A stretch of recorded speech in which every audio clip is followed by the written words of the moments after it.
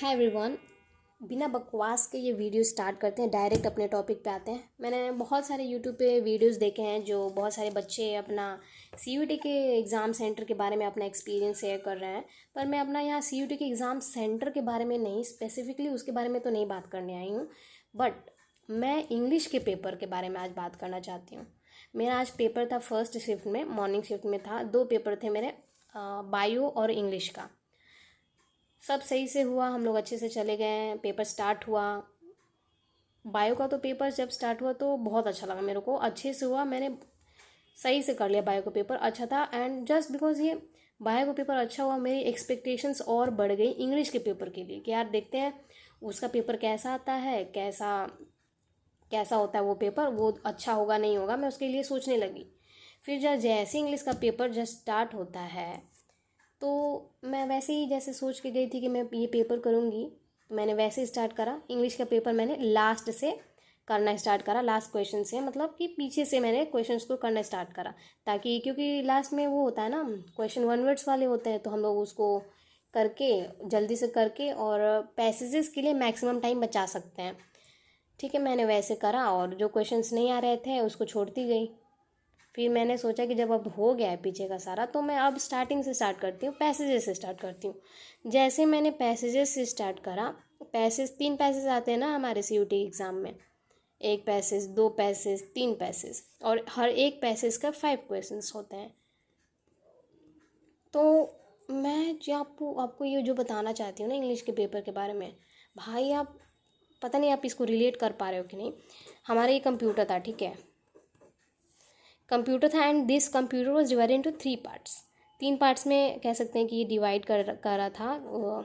English के paper की बात कर रही हूँ मैं।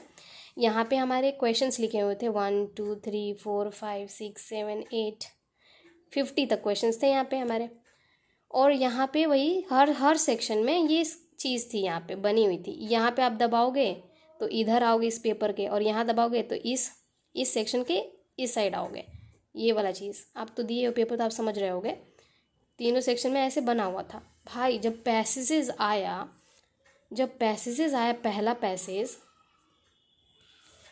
तो मैं पढ़ना स्टार्ट की। कम से कम हर एक पैसे में 7 to 8 लाइन्स तो थे ही, और लाइन्स बहुत बड़ी बड़ी थी। इतनी बड़ी थी कि इतने सेक्शन में तो कवर नहीं हो पा रहा था। तो हर एक लाइन को आपको पढ़ने के लिए बार बार बार बार यहाँ पे माउस से आपको दबाना पड़ रहा था। यहाँ दबाओ तो फिर इस फर्स्ट लाइन के लास्ट पार्ट में आप जाओगे पढ़ने के लिए, फिर वापस इसको दबाओगे तो यहाँ पे आओगे, वापस स्टार्टिंग में आओगे, सेकेंड लाइन का स्टार्टिंग में। अब इसको जब पढ़ोगे आप, तो सेकेंड लाइन का जब पढ़ोगे फिर इसको दबाओगे, फिर जाना पड़ेगा लास्ट में, फिर इसको दबाओगे, फिर आना पड़ेगा स्टार्टिंग में।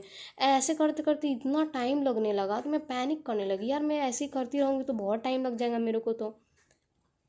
पर इसके अलावा और कोई ऑप्शन भी नहीं था, तो मेरे को ये करना पड़ रहा था बार बार पैसेजेस को पढ़ने के लिए। ठीक है, मैंने इसको सोचा कि चलो इसको छोड़ो, पहले मैं क्वेश्चन पढ़ती हूँ। क्वेश्चन पढ़ के और क्वेश्चन के थ्रू मैं कुछ कीवर्ड्स के थ्रू इस पैसेज में सर्च कर लूँगी और इसको करने का सोचूंगी, उस वे से करके एक बार ट्राई करती हूँ।